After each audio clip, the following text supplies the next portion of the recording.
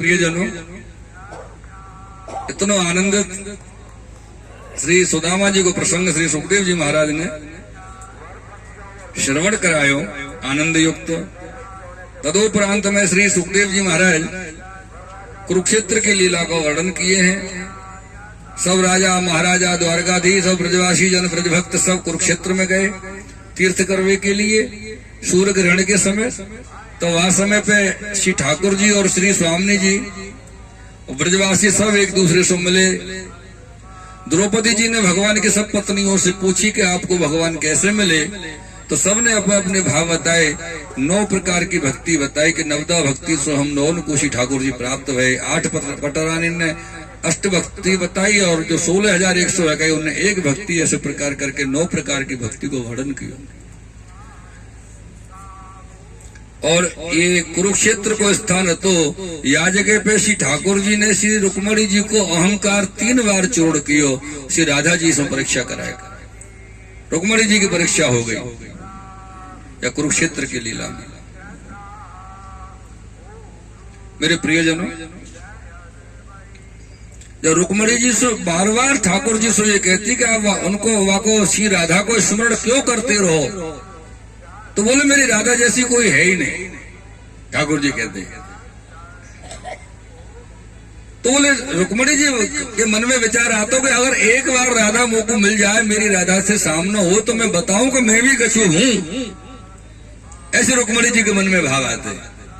अब यह कुरुक्षेत्र में तो सब एकत्रित है। श्री राधा रानी ब्रजवासी पधारे और ये द्वारकावासी पधारे और सब राजा महाराजा आए है। ठाकुर जी तो रुक्मणी जी के भाव को सब पहचानते हते। तो एक दिन ठाकुर जी ने रुक्मणी जी की परीक्षा करी। परीक्षा में कहा भयो ठाकुर जी को राजभोग को समय है, तो वही समय से दुर्वासा जी पधारे। दुर्वासा जी पधारे तो दुर्वासा जी सो ठाकुर जी ने विनती करी। बोले महाराज भोजन को समय है, आप भोजन रोकिए। तो दुर्वासा जी बोले महाराज भोजन तो करेंगे, लेकिन हमारी संध्या का समय है, मध्याह्न कालीन संध्या करेंगे अभी हम।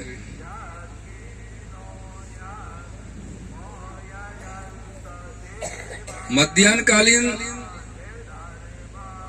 संध्या को जो विषय है, ठीक है महाराज आप ब्राजिए, मैं जल मंगा देता हूं। ठाकुर जी ने कहा दुर्वासा जी से।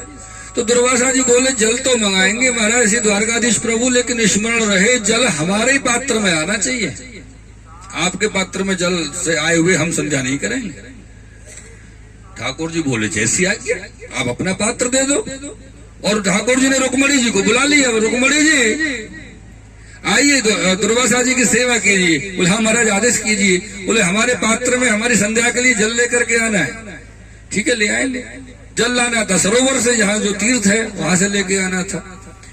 जो दुर्वासा जी ने अपना पात्र निकाल करके दिया, सामने प्रकट किया, तो रुक्मणी जी तो चौंक गई। अरे बाप रे कैसा पात्र। दुर्वासा जी बोले रुक्मणी जी सुनिए, मेरे पात्र में से अगर एक बूंद भी जल नीचे गिर गया तो ध्यान रखना भस्म कर दूंगा आपके पति को। रुक्मणी जी से कहा दुर्वासा जी। रुक्मणी जी तो चिंता में पड़ गई, ना उनका कदम पीछे जाए ना उनका कदम आगे, क्योंकि जो पात्र निकाल करके दुर्वासा जी ने दिया था उसमें तो सैकड़ों छेद हो रहे थे। और रुक्मणी जी तो ये सोच रही थी मन में एक बूंद जल यहाँ तक आ जाए वो बड़ी बात है। और वो सोच रहे कह रहे थे एक बूंद जल निकल गया गिर गया तो मैं शाप दे दूंगा। रुक्मणी जी बेचारी रुक गई वही की वही। अगर जल तो लाने की संभावना है नहीं, ये तो मेरे पति को भस्म कर देंगे।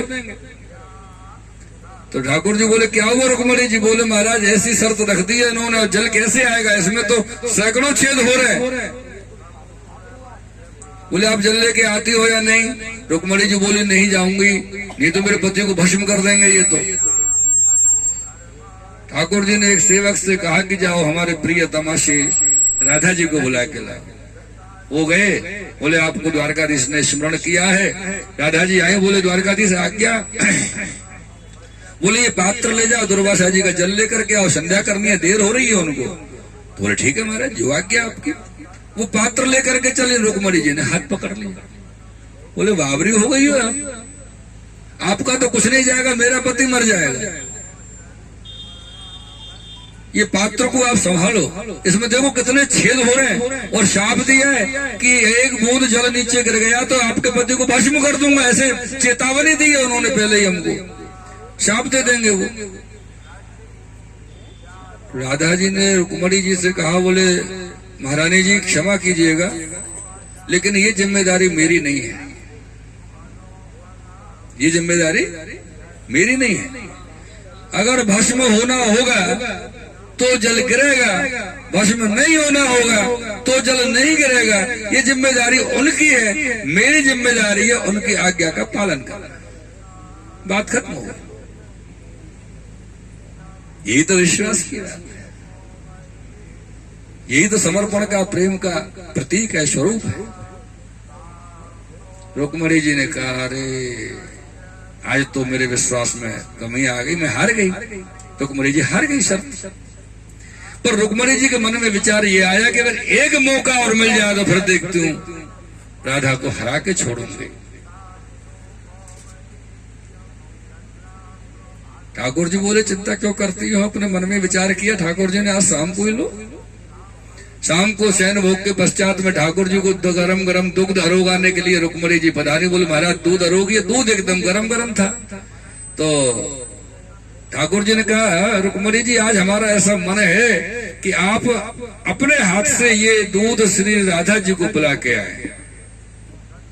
अंदर से तो रुक्मणी जी बेचारी कुछ कुछ हो गई, पर करें क्या, ठाकुर जी की आज्ञा को उल्लंघन भी नहीं कर सकती। गई श्री स्वामी जी के पास, श्री राधे रानी के पास। बोले राधा जी ये लीजिए, ठाकुर जी की आज्ञा है, ये दूध आप अरोग जाइए। अब उन्होंने ये तो नहीं कहा था ठाकुर जी ने कि आप अभी अरोग जाइए, पर रुक्मणी जी